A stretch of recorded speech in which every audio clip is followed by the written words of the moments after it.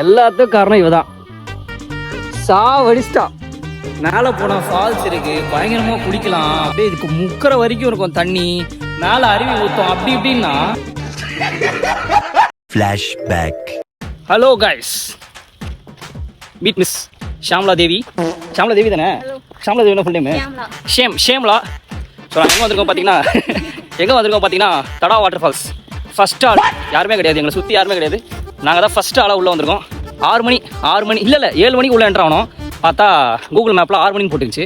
ஆனால் நாங்கள் வெயிட் பண்ணி பார்த்தா கடைசியில் 8 மணி தான் ஓப்பன் பண்ணானுங்க.